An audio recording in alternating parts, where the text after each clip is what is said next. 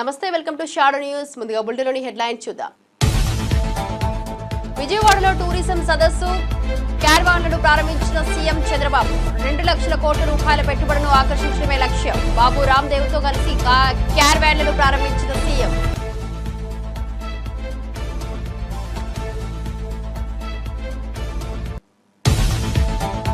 Phone tapping విచారణ ఏమైనా daily సీరియలా అని ఎంపీ రఘునందన్ రావు ఆగ్రహం. మొట్టమొదట తన ఫోనే ట్యాప్ అయిందని వెల్లడి. కాంగ్రెస్ బీఆర్ఎస్ పార్టీలు ఒక్కటయ్యాయని ఆరోపణ.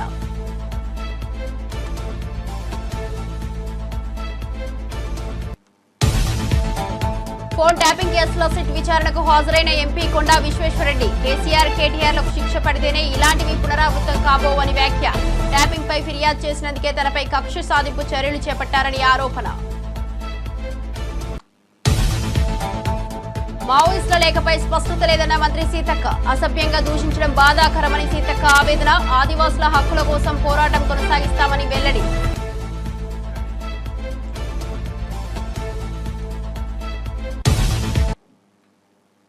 ఇక డీటెయిల్ చూస్తే, విజయవాడలో జరిగిన టూరిజం కాన్క్లేవ్ కార్యక్రమంలో సీఎం చంద్రబాబు, యోగా గురువు బాబా రామ్దేవ్ హాజరయ్యారు. ఈ సందర్భంగా పర్యాటక కారవాన్లను వారు కలిసి ప్రారంభించారు. టూరిజం రంగంలో భారీగా అభివృద్ధి చేయాలన్న దిశగా ప్రభుత్వం దృష్టి పెట్టిందని చంద్రబాబు తెలిపారు. 2 లక్షల కోట్ల రూపాయల పెట్టుబడుల లక్ష్యంతో ఈ కాన్క్లేవ్ ను నిర్వహించామన్నారు. పర్యాటక రంగాన్ని ఆదాయ వనరుగా మార్చేలా ముందుకెళ్తున్నామని పేర్కొన్నారు. ఈ కార్యక్రమానికి టూరిజం రంగానికి చెందిన జాతీయ, అంతర్జాతీయ ప్రతినిధులు, పారిశ్రామికవేత్తలు హాజరయ్యారు. I am promoting Quantum Valley with artificial intelligence.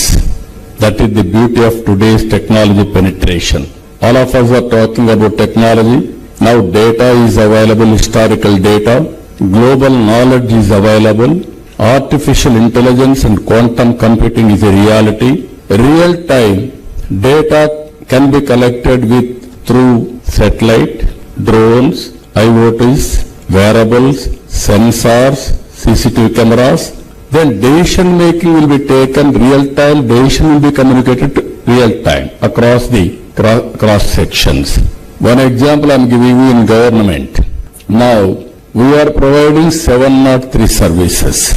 As on today, 500 services we are providing online.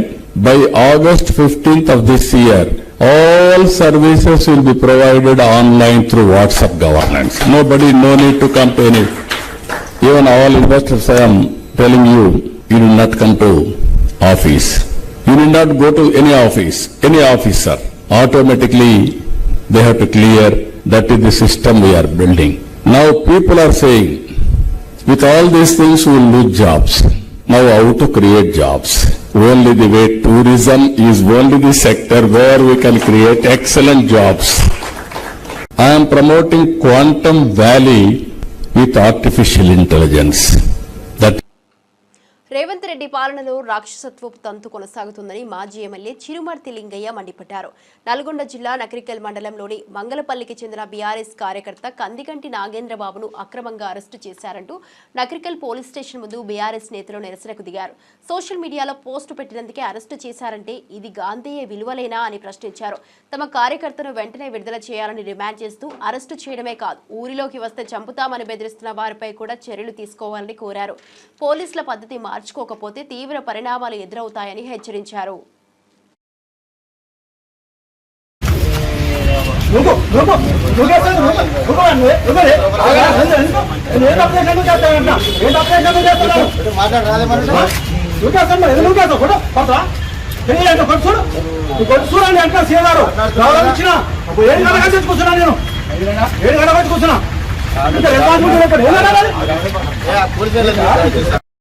బట్ట నింపుకున్నాడు ఆయన.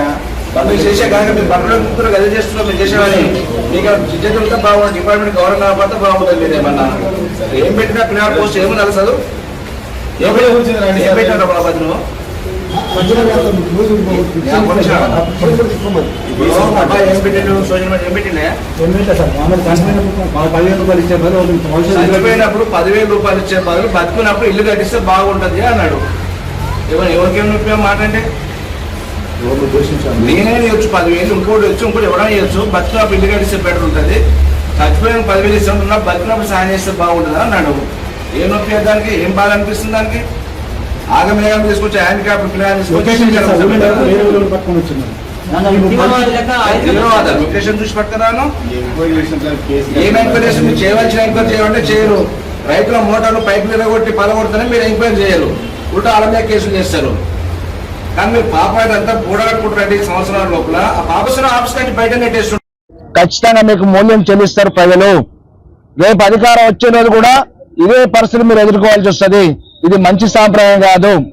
న్యాయ వ్యవస్థను కాపాడండి, ప్రజాస్వామ్యం ల్యాండ్ ఆర్డర్ని కాపాడాలి. కానీ చట్టపరంగా చట్టానికి విరుద్ధంగా మీరు మా పిల్లల మీద మా కార్యకర్తల మీద మీరు కేసులు కట్టుకుంటూ పోతే చూస్తూ ఊరుకోవడానికి సిద్ధంగా లేము. ఇప్పటికి 18 నెలలు అయ్యేది పోయేది గవర్నమెంట్ తోటి. ఇంతకంటే ఎక్కువ కట్టుకుంటారు, కేసులు కట్టుకుంటాం. కానీ మేము కూడా ప్రజాక్షేత్రం మీ బట్టలు పీకే కార్యక్రమం చేస్తాం. మీ డిపార్ట్మెంట్ గౌరవిస్తున్నాం. మీరు దిగజారు చేస్తే మేము కూడా మీరు ఎక్కడి నుంచి చేయాలని మేమే ఆలోచిస్తాం. ఎందుకంటే ప్రజాస్వామ్యంలో మాకున్న పద్ధతిలో న్యాయ వ్యవస్థ ద్వారా ఏ రకంగా ముందుకు పోతాం. కానీ అతిమీరి మీరు పనిచేయడం అనేది మంచిది కాదు. ఇప్పటికైనా మీరు పద్ధతి మార్చుకోవాలని చెప్పి రాజశేఖర్ సిఐ గారికి విజ్ఞప్తి చేస్తూ, పురాతన కాలంలో భార్యలు భర్తల రక్షణ కోసం దేవుళ్లను ప్రార్థించేవారని, కానీ ఇప్పుడు భార్యలే భర్తలను హత్య చేస్తున్నారని సీనియర్ కాంగ్రెస్ నేత వి హనుమంతరావు వ్యాఖ్యానించారు. హైదరాబాద్లో లివ్ ఇన్ రిలేషన్లు పెరుగుతున్నాయని, హైటెక్ సిటీ ప్రాంతంలో ఈ తప్పుడు సంస్కృతి తగ్గించాల్సిన అవసరం ఉందన్నారు. లివ్ ఇన్ హాస్టళ్లను పూర్తిగా మూసివేయాలని మంత్రి శ్రీధర్ బాబుకు లేఖ రాస్తారని తెలిపారు. ప్రేమంటే పెళ్లి చేసుకోవడం, కానీ తల్లిదండ్రులను జీవిత భాగస్వాములను చంపడం మానుకోవాలని, ఇలాంటి సంస్కృతి వ్యతిరేకంగా సమాజం గలమెత్తాలన్నారు. అయిన తర్వాత ఇక నీవు ఎమర్జెన్సీ గురించి మాట్లాడొద్దు అంటున్నా. మేము మాట్లాడుతున్నామా? గుజరాత్ లో ఎన్ని ఇన్సిడెంట్స్ జరిగినాయి ఆ రోజులలో. ఇదే నరేంద్ర మోడీ నాయకత్వంలో జరిగింది. కానీ కోర్టు తీర్పిచ్చిన తర్వాత మేమేమంటలేము. మీరెందుకే మాటికి ఎమర్జెన్సీ మాట్లాడతారు? ఇది కేవలం ప్రజల దృష్టి మళ్లించడానికి, కాంగ్రెస్ ను బదనాం చేయడానికి, సోనియా ఇందిరాగాంధీని అవమానపరచడానికే ఈ నాటకం నడుస్తుంది. ఇప్పటికన్నా బీజేపీ ఆర్ఎస్ఎస్ మిత్రులను కోరుతున్నా, ఈ ఎమర్జెన్సీ దుకాణం బంద్ చేయండి బాబు. మీ నాయకుడు అన్నాడా లేదా? హోమ్ మినిస్టర్ ఏమన్నాడు?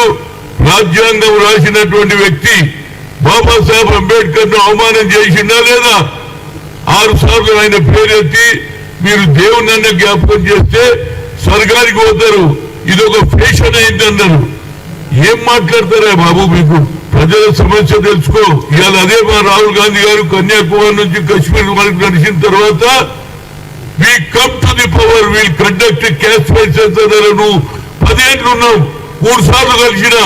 మా జనాభా ప్రాతిపదికంగా హైయెస్ట్ మా జనాభా ఉన్నది, దాని ప్రకారంగా మాకు ఒక సెపరేట్ మినిస్ట్రీ అన్నావు, ఇయ్యలే. అదే విధంగా నువ్వు ఇంకోటి ఏం చేసినావు? కులగన జరుపుకున్నావు, కులగన జరపలే. అదే రాహుల్ గాంధీ అన్నాడు, we come to the power, will conduct caste census. అంతతో ఆగలే, ఇట్ ఈస్ ఎక్స్రే అన్నాడు.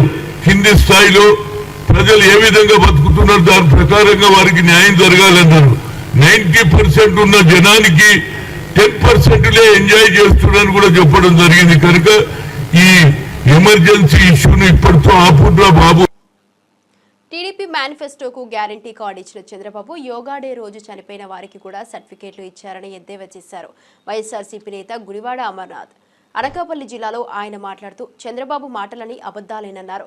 ప్రజలను మోసం చేయడం చంద్రబాబు ప్రత్యేకతగా మారిందన్నారు. గ్యారంటీ కార్డుతో ప్రజలను మోసం చేయాలని చూస్తున్నారని విమర్శించారు.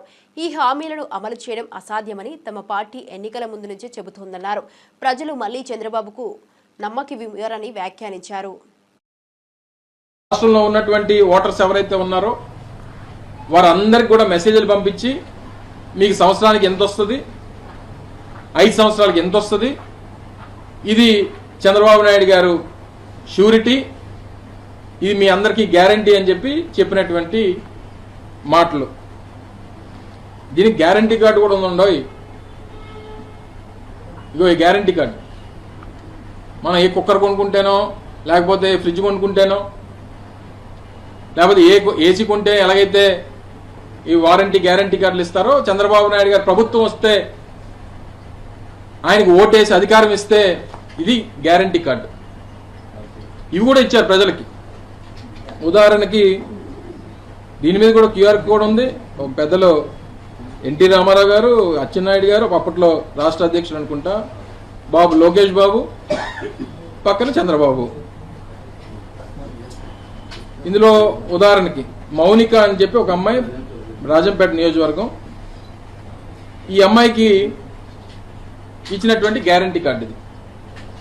ఇలా రాష్ట్రంలో ఎవరైతే నమ్మి నిజంగా మాకు వస్తాయని చెప్పి ఆశపడినటువంటి వారు, లేకపోతే వారికి ఓటేసినటువంటి వారు, వారిని నమ్మినటువంటి వారు, వారందరికీ ఇచ్చినటువంటి ఈ గ్యారంటీ కార్డు.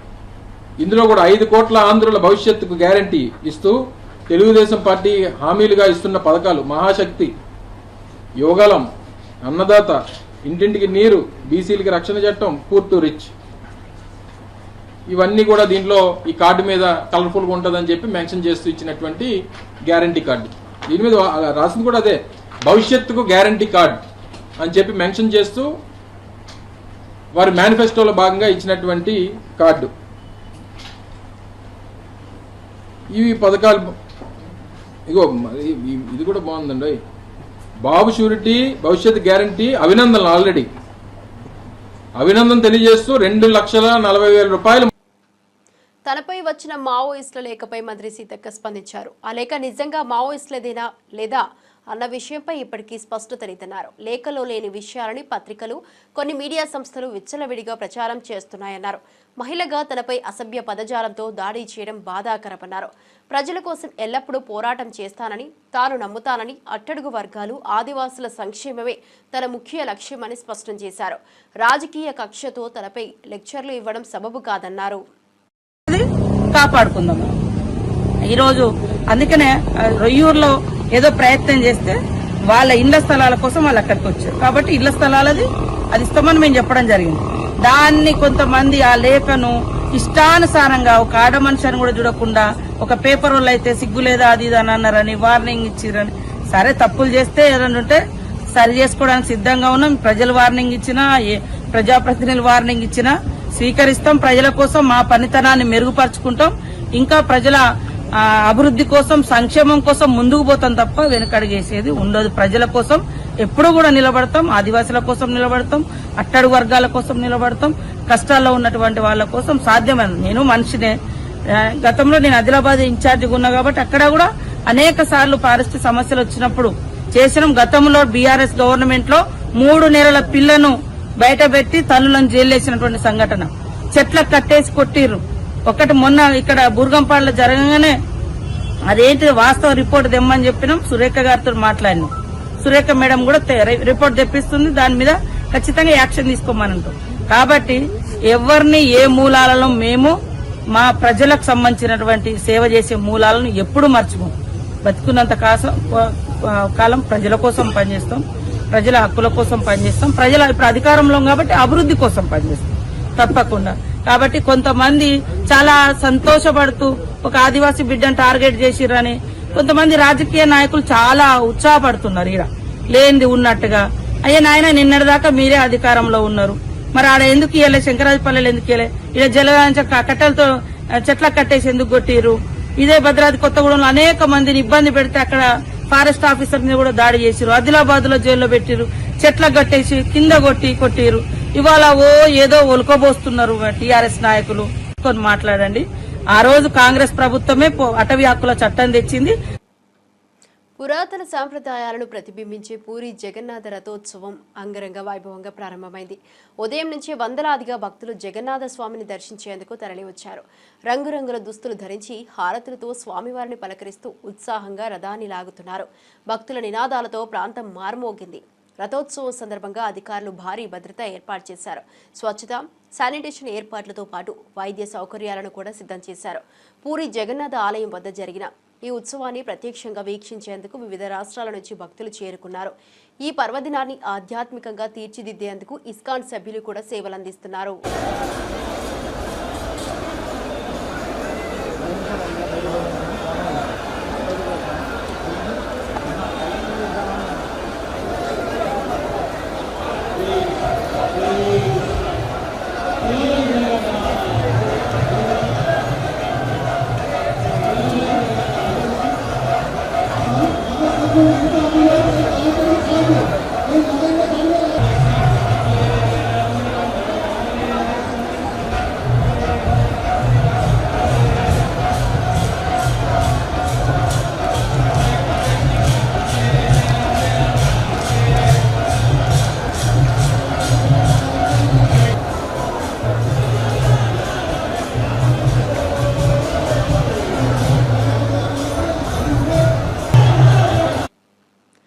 అబద్ధాల ప్రచారంలో చంద్రబాబును మించిన వారే లేరన్నారు వైఎస్ఆర్సీపీ కోఆర్డినేటర్ సజ్జల రామకృష్ణారెడ్డి.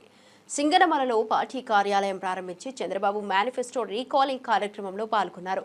సంపద సృష్టిస్తానన్న చంద్రబాబు ఇప్పుడేం చేస్తున్నారో చెవిలో చెప్పాలంటున్నారు అంటూ విమర్శించారు. హామీలను తేలికగా ఇచ్చే చంద్రబాబు అమలు విషయంలో మాత్రం బాధ్యతలే లేకుండా వ్యవహరిస్తున్నారని ఆగ్రహం వ్యక్తం చేశారు.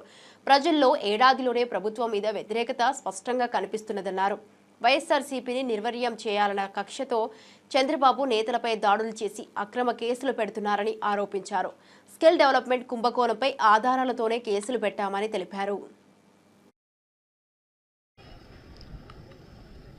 అలాగే ఎంత బాకీ పడ్డాడో లాస్ట్ ఇయర్ ఆయన గత సంవత్సరంగా అది కూడా వాళ్ళ లెక్కలు వేసుకోవడానికి కూడా ఒక ఫార్మాట్ దాంట్లో పట్టి పెట్టి ఒక క్యాంపెయిన్ ప్రారంభమైంది. ఆల్రెడీ మన అధ్యక్షులు మన ప్రియతమ నాయకుడు జగన్మోహన్ రెడ్డి గారు ప్రారంభించారు, మీరు చూశారు కూడా. అందులో భాగంగా ఉమ్మడి అనంతపురం జిల్లాలో కూడా ఈరోజు అది లాంచ్ చేస్తున్నాం. ఆ కార్యక్రమం కూడా ఇక్కడ ఉంది.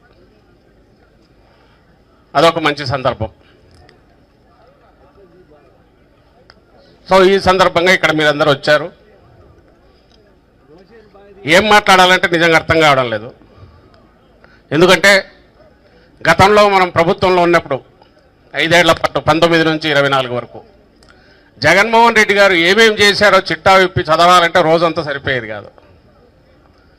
ఇప్పుడు చంద్రబాబు నాయుడు ఏమేం చేయలేదు, అలాగే ఎలా మోసాలు చేశాడు, ఎంత దుర్మార్గంగా వ్యవహరిస్తున్నాడు, వ్యవస్థలన్నింటినీ ఎట్లా భ్రష్టు పట్టించాడు, ఇవి చెప్తూ పోవాలంటే బహుశా వారమైనా సరిపోయట్లేదు. జగన్మోహన్ రెడ్డి గారు 10 ఏళ్ళు 15 ఏళ్ళు ముందుకు తీసుకెళ్తే 5 ఏళ్లలో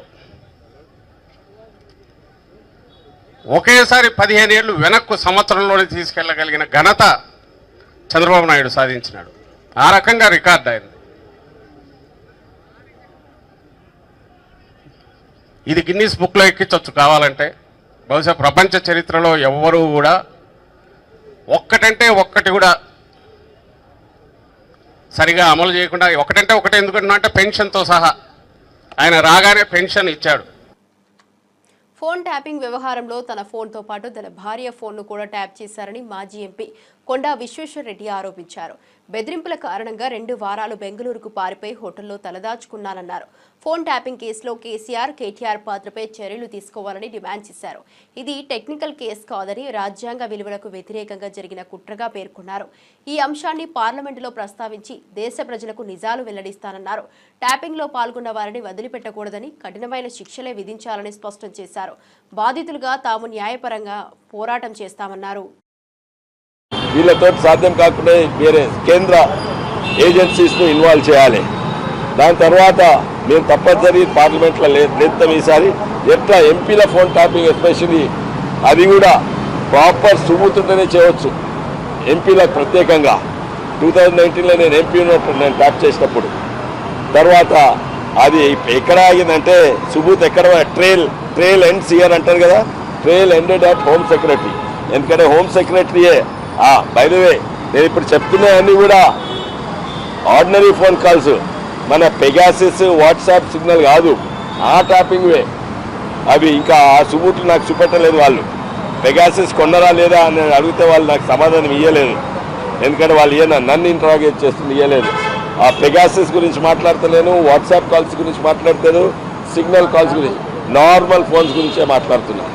సో ట్రైల్ ఎండ్స్ హియర్ అంటే ఇక్కడ హోమ్ సెక్రటరీ దగ్గర, అక్కడి నుంచి ప్రభాకర్ రావు కనెక్ట్ చేయాలి, ప్రభాకర్ రావు నుంచి కేసీఆర్ కొడుకు కనెక్షన్ చేయాలి.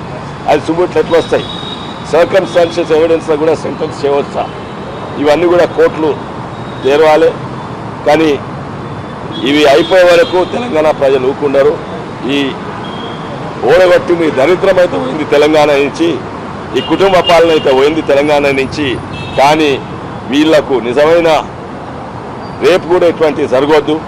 ముఖ్యంగా ఈ రీజనల్ పార్టీస్ వల్ల ఇట్లనే ఉంటాయి కుటుంబ పాలనలు. సూర్యాపేట జిల్లా పాలకీడు మండలం జాన్ బహాడ్ ఎత్తిపోతల పథకాన్ని మంత్రి ఉత్తమ్ కుమార్ రెడ్డి పరిశీలించారు.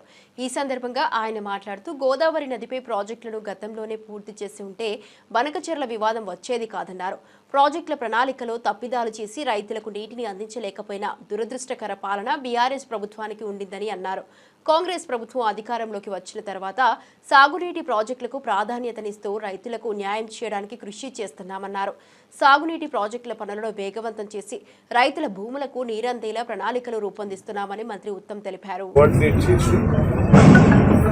ఈ 2 పంటల్లో ఖరీఫ్ రబీ ఓకే వానాకాలం యాసంగి 2 పంటలు కలిపి తెలంగాణ రాష్ట్రంలో 281 లక్షల మెట్రిక్ టన్నుల వరి ధాన్యం పండించారు. అఫీషియల్ గా భారత ప్రభుత్వం కేంద్ర ప్రభుత్వం Telangana is number 1 paddy producing state in the country అని వాళ్ళు ప్రకటన కూడా చేశారు. ఓకే ఇది తెలంగాణ 10 ఏళ్ళు వాళ్ళు ఉన్నప్పుడు కాలే, ఉమ్మడి ఆంధ్రప్రదేశ్ లో కూడా కాలే. ఉమ్మడి ఆంధ్రప్రదేశ్ లో 23 జిల్లాల కంటే ఎక్కువ, గత 10 ఏళ్లలో బీఆర్ఎస్ ప్రభుత్వం కంటే ఎక్కువ ఈ వానాకాలం యాసంగి పంటలు కలిపి మేం ప్రభుత్వం వచ్చిన తర్వాత 281 లక్షల మెట్రిక్ టన్నుల వరి ధాన్యం పండించి రైతులందరికీ మేలు చేసిన ఘనత మా ప్రభుత్వానికి దక్కింది. అదేవిధంగా నిన్న మొన్న మీరు చూసినారు 9,000 కోట్ల రూపాయలు రైతులకి నేరుగా వారి అకౌంట్ లో రైతు భరోసా కింద కూడా ఇవ్వడం జరిగింది. 12,000 ఎకరాల చొప్పున ప్రతి పంటకి 6,000 ఎకరం చొప్పున మా ప్రభుత్వం జమ చేసిన విషయం కూడా మీరు అందరూ గమనించారు. ఇప్పుడు కృష్ణా గోదావరి నదీ జలాల విషయానికి వస్తే అసలు గోదావరి నదీ జలాల్లో అసలు ఈ బనకచెర్ల వివాదం ఈ ప్రసక్తే ఉండకపోయేది. గతంలో గోదావరి నదిపై ఉన్న అన్ని ప్రాజెక్టులని టీఆర్ఎస్ ప్రభుత్వం పూర్తి చేసి ఉంటే, దేవాదుల పూర్తి చేసి ఉంటే. ప్రఖ్యాత వైద్యుడు డాక్టర్ భూమిరెడ్డి మృతి పట్ల తెలంగాణ ఎమ్మెల్సీ కల్వకుంట్ల కవిత పరామర్శ తెలిపారు. ఇటీవల భూమిరెడ్డి కుటుంబ సభ్యులను ఆమె కలిసి ఓదార్చారు. భారతదేశపు తొలి ప్రధాని జవహర్ లాల్ నెహ్రూకు ఎయిమ్స్ ఆసుపత్రిలో చికిత్స చేసిన ఘనత డాక్టర్ భూమిరెడ్డికి ఉందని గుర్తు చేశారు. అంతటి సేవలందించిన భూమిరెడ్డికి పద్మశ్రీ లాంటి గౌరవం రావాల్సిన అవసరం ఉందని అభిప్రాయపడ్డారు. ఈ విషయంపై కేంద్ర మంత్రి బండి సంజయ్ చొరవ తీసుకుని కేంద్రానికి విజ్ఞప్తి చేశారు. అలాంటి ఘనత గల వ్యక్తిని గుర్తించి రాష్ట్రం తరపున గౌరవించడం సముచితమని పేర్కొన్నారు.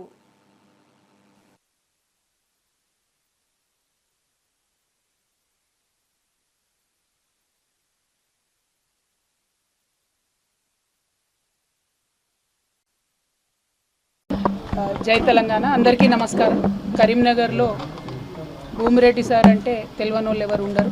మొత్తం తను ఆల్మోస్ట్ నెహ్రూ గారి టైం నుంచి కూడా వారితో పాటు కలిసి అనేక సేవా కార్యక్రమాల్లో పాల్గొన్నటువంటి వ్యక్తి. నెహ్రూ గారి చివరి క్షణాల్లో కూడా ఎయిమ్స్ హాస్పిటల్లో వారిని ట్రీట్ చేసినటువంటి వ్యక్తి. తర్వాత కరీంనగర్లో ప్రభుత్వ డాక్టర్లు లేనటువంటి సందర్భంలో సర్జరీ అంటే భూమిరెడ్డి సారే అనేటటువంటి పేరు తెచ్చుకొని ప్రజలకు ఒక నమ్మకం కల్పించి వైద్య వ్యవస్థ మీద చాలా సేవా కార్యక్రమాలు చేసినటువంటి వ్యక్తి. ఆనాడు విదేశాలకు వెళ్ళేటటువంటి ఆస్కారం ఉన్నా కూడా విదేశాలకు పోకుండా ఇక్కడే ఉండాలి, ప్రజలకు సేవ చేయాలనేటటువంటి ఆలోచనతో ఇక్కడే అనేక సంస్థల్ని కూడా ఆయన స్థాపించడం, కరీంనగర్లో మరి రెడ్డి హాస్టల్ లాంటి వాటిని కూడా దగ్గరుండి స్థాపించి సేవా కార్యక్రమాలు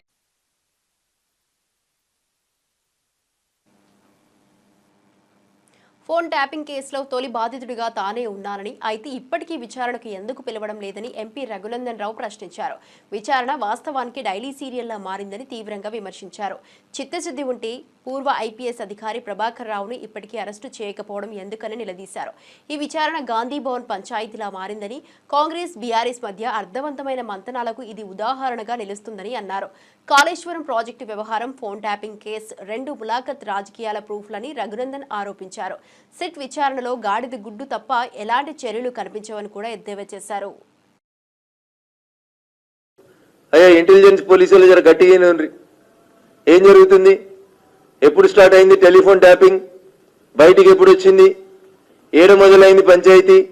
ఈ రాష్ట్రంలో దుబ్బాకలో ఉప ఎన్నిక జరిగినప్పుడు పంచాయతీ మొదలైంది. ఉప ఎన్నిక జరుగుతున్నప్పుడు పోలీసులు మా ఫోన్లు వింటున్నారని నేను రోజు అప్పుడున్నటువంటి డీజీపీ కంప్లైంట్లు పెట్టినాను.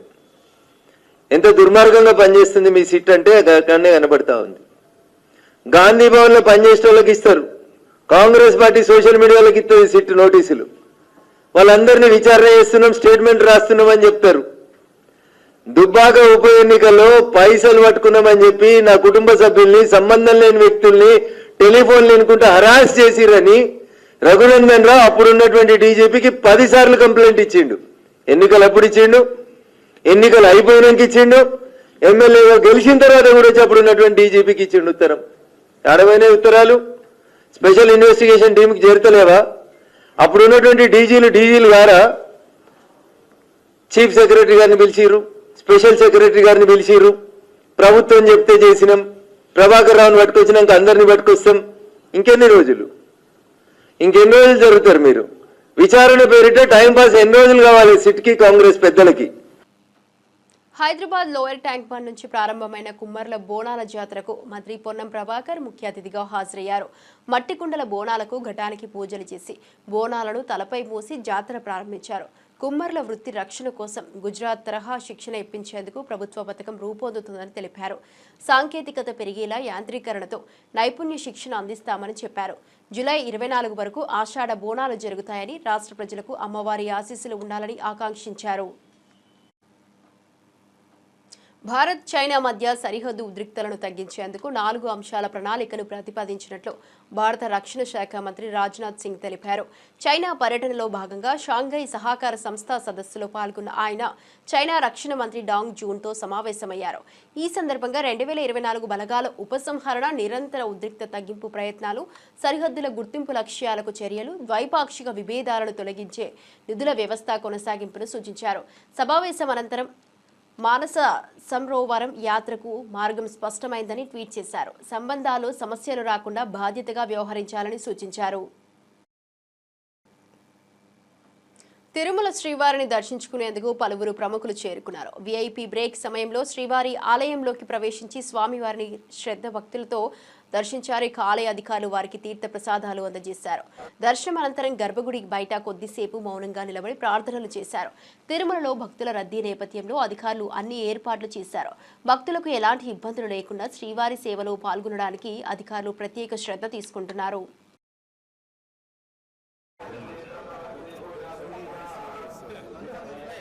ఇప్పటివరకు నా బులెటిన్ అప్డేట్ చూస్తూనే ఉండండి షాడో న్యూస్.